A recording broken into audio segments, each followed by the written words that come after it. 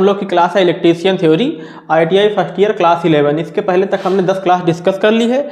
जिसको इस क्लास को बेहतरीन तरीके से समझना है उसके पहले आपको पीछे की 10 क्लास देखना पड़ेगा।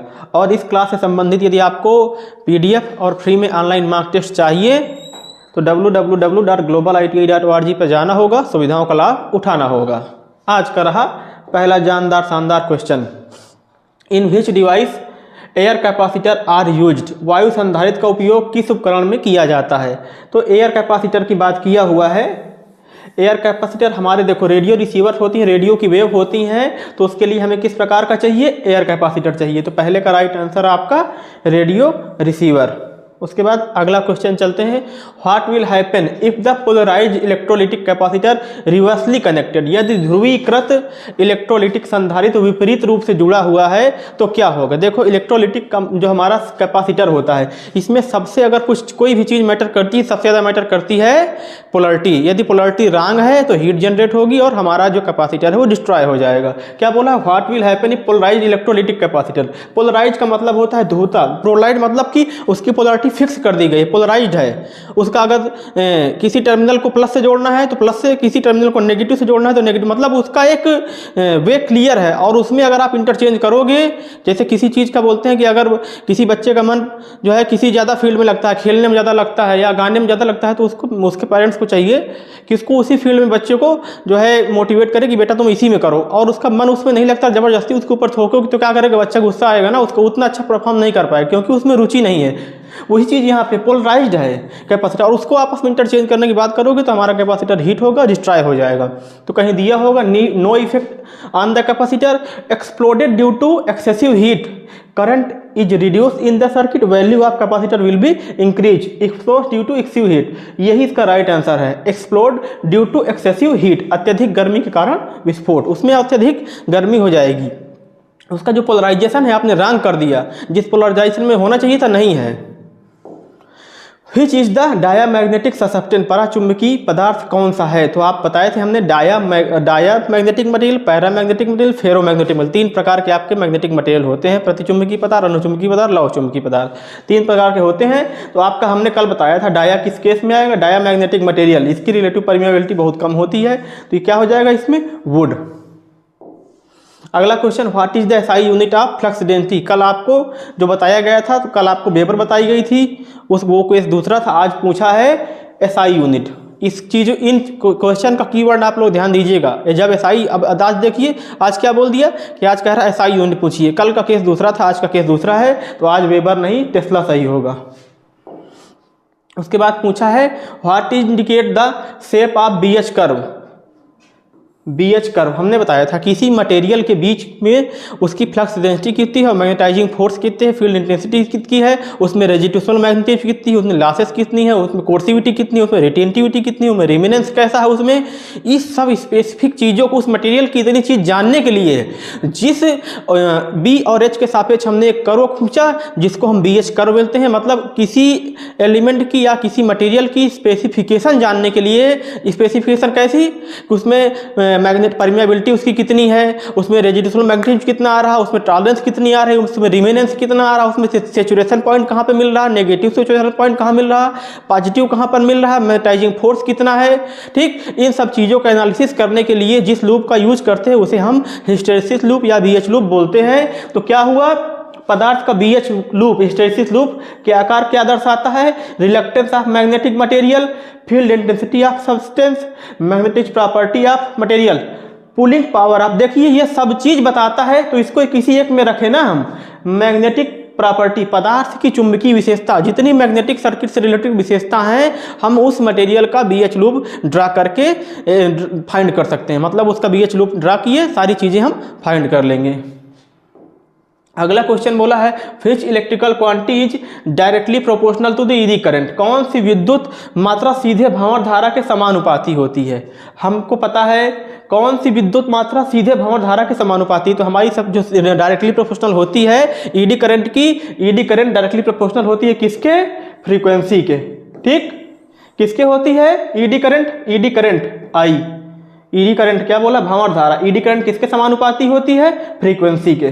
ठीक, अगला क्वेश्चन बोला है which is the case for changing the permeability, permeability के परिवर्तित होने का क्या कारण है? परमियाबिलिटी के पर देखिए, जिस प्रकार इलेक्ट्रिकल सर्किट में हम बोल सकते हैं, बार बार बोल रहे हैं, कंडक्टिविटी होती है, उसी प्रकार मैग्नेटिक सर्किट में परमियाबिलिटी होती है। इलेक्ट्रिक सर्किट में हमारी कंडक्टिविटी कब डिस्ट्रॉय होती है, कब डिस्टर्ब होती है? जब करंट का मान कम या ज़्यादा होता है। करंट का मान कम या ज़्यादा कब होगा? या तो जो हमारा कंडक्टर उसका क्रॉस सेक्शनल एरिया घट जाए या बढ़ जाए। मतलब क्रॉस सेक्शनल एरिया घटेगा बढ़ेगा तो क्या होगा? उसका रेजिस्टेंस, भाई अगर क्रॉस सेक्शनल एरिया उसका कम कर देंगे तो रेजिस्टेंस उसका इंक्रीज करेगा। अगर क्रॉस सेक्शनल एरिया उसका मतलब डायामीटर जो है बड़ा कर देंगे तो अधिक मार्ग में करंट फैलेगी, अधिक मार्ग में करंट का फ्लो होगा तो क्या होगा? उसका आर घटेगा, कंडक्टिविटी बढ़ेगी। सेम उसी प्रकार है, अगर फ्लक्स डेंसिटी को हम डिस्टर्ब करेंगे तो हमारी परमिएबिलिटी प्रभावित होगी। तो कोशिश करेंगे हमारी फ्लक्स डेंसिटी अधिक से अधिक हो, अच्छी हो, तो हमारी परमिएबिलिटी अच्छी होगी। यहाँ पे क्या बोला है? परमिएबिलिटी को परिवर्तित करने के लिए क्या कारण है?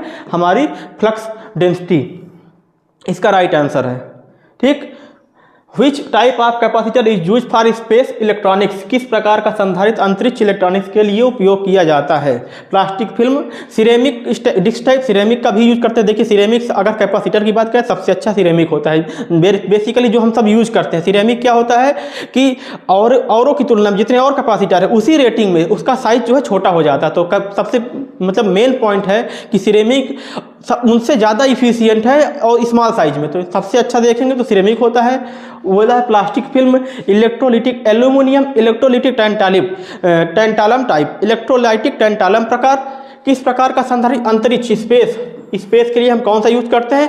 Electrolytic tantalum type. और अगर बात करें सबसे अच्छी की तो हमारा सिरेमिक होता है।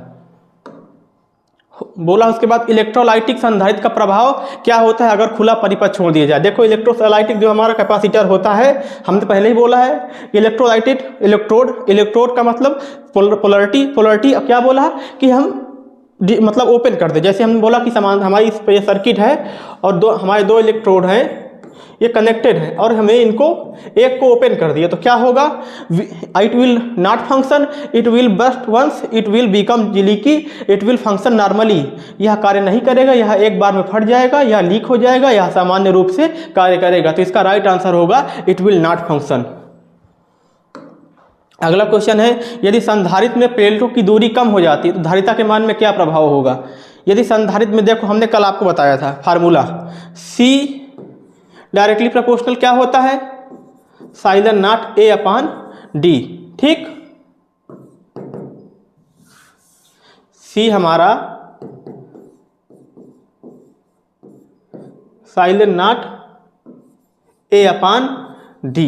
सीधे सीधे यहाँ से देखिए, यदि संधारित्र में प्लेटों की दूरी कम हो जाती है, प्लेटों की दूरी डिस्टेंस बिटवीन प्लेट्स घटा देंगे तो कैपेसिटेंस क्या होगा? अगर इसकी वैल्यू घटाएंगे, इसकी वैल्यू क्या करेंगे? घटा देंगे तो हमारा कैपेसिटेंस क्या होगा?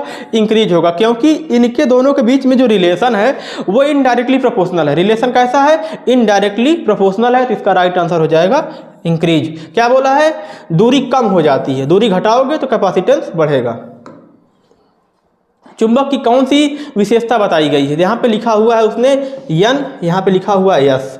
इन्होंने अपनी वे दिखाई, इन्होंने अपनी वे दिखाई। तो मतलब कहने का मतलब देखो, एरो हमारा क्या करता है? हमें एरो क्या करता है? जैसे कहीं पे हम गए, टर्न होने के लिए एरो बना होता तो हम जान जाते हैं कि हमें गाजीपुर इधर जाना है या उत्तर प्रदेश ऐसे जाना है। मतलब जहाँ आपको जाना होता है तो आपको इलाहाबाद जाने के लिए एरो बने होते हैं, चौराहे पे आपने देखा होगा टर्न करने के लिए। तो एक वो दिशा बताते हैं, डायरेक्शन बताते हैं। तो वही चीज़ है यहाँ पे N और S पोलरिटी दी हुई है दोनों की। वो क्या तो किस फॉर्म में दी हुई है? डायरेक्टिव फॉर्म में। दिशी विशेषता कैसी बता रहे हैं? दिशा का विशेषता बता रहे हैं कि उनकी जो लाइन्स हैं वो किस दिशा में फ्लो होंगी या किस दिशा में निकल रही हैं। इसके बाद अगला क्वेश्चन है, which is a paramagnetic substance, अनुचुंबकीय पदार्थ क्या है?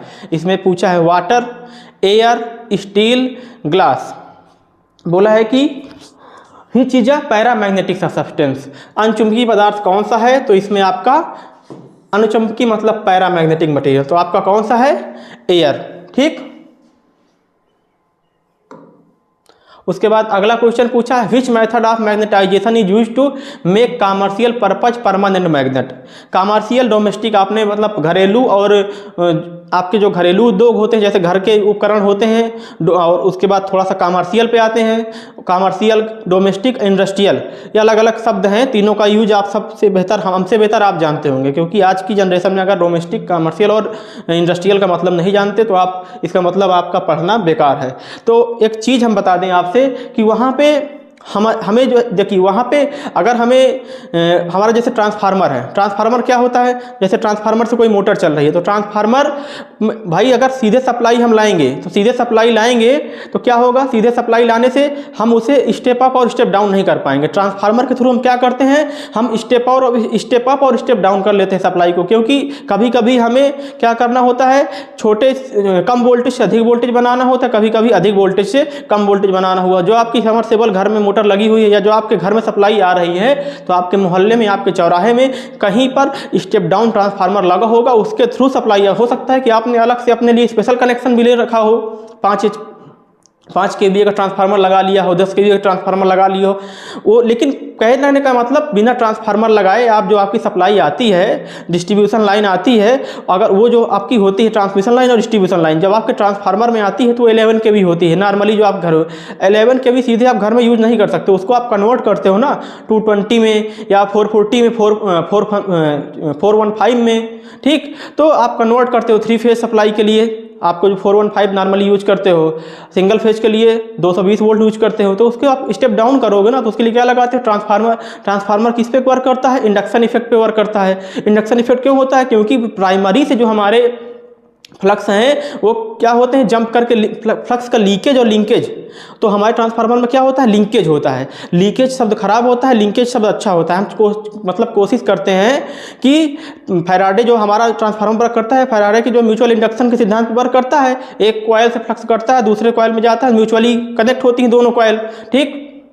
इलेक्ट्रिकली जो है अलग होती है, मैकेनिकली कपल्ड होती है। कैसे, जो फ्लक्स हमारा होता है लिंक होता है ना, पहली कॉल से दूसरी कॉल में जाता रहता है जंप करके, तो हम वहाँ पे सप्लाई स्टेप डाउन कर रहे हैं। ये कौन सा इफेक्ट है, ये इंडक्शन इफेक्ट है, ये इंडक्शन इफेक्ट है। एक होता है जैसे आप पढ़ाई कर रहे हो तो खुद से मोटिवेट हो रहे हो, सेल्फ मोटिवेट हो रहे हो, अगर हम नहीं पढ़ेंगे तो फेल हो जाएंगे आप लोग सोचते हो। एक होता है जब दूसरे को पढ़ाई करते हुए जब आप लोग देखते हो कि दूसरा बच्चा पढ़ रहा है, अगर वो ज़्यादा पढ़ लेगा तो उसके नंबर हमसे ज़्यादा आएंगे, घर में हमको डांट पड़ेगी। तो जब तुम दूसरे को देखकर मोटिवेट हो रहे हो, म्यूचुअली बोल रहे हैं, मतलब दूसरे को देखकर आप जब मोटिवेट हो रहे हो तो उसमें बोल सकते हैं म्यूचुअली इंडक्शन, यहाँ समझाने के लिए बोल रहे हैं। और यदि आप खुद से डेडिकेटेड हो, खुद आपको 6 घंटे पढ़ने हैं तो पढ़ने, उसके बाद ही खेलने जाना या कुछ अदर काम करना, तो यहाँ पे हुआ सेल्फ इंडक्शन। मैंने ये थोड़ी सी टॉपिक से हट के बात बताई आपको, सेल्फ और म्यूचुअली इंडक्शन क्या होता है। दरअसल यहाँ पे पूछा विच method of magnetisation is use make commercial purpose permanent magnet. तो परमानेंट मैग्नेट के लिए कैसे यूज करेंगे, हम इंडक्शन मेथड यूज करते हैं, जो मैं आपको समझाने की कोशिश कर रहा हूँ। हमारा जो इंडक्शन मेथड क्या करता है, हमने आपको बताया प्रेरकत्व नाम उसको क्यों पड़ा, कि किसी चीज़ से प्रेरित होकर मतलब समझ रहे हैं ना, यदि घुमावों के बीच की दूरी बढ़ती है तो प्रेरणा का इफेक्ट क्या होगा। देखो अभी वही चीज़, जो क्वेश्चन हम बात कर रहे हैं वही क्वेश्चन। अभी देखिए आपकी एक कॉयल है, अभी एक कॉयल है,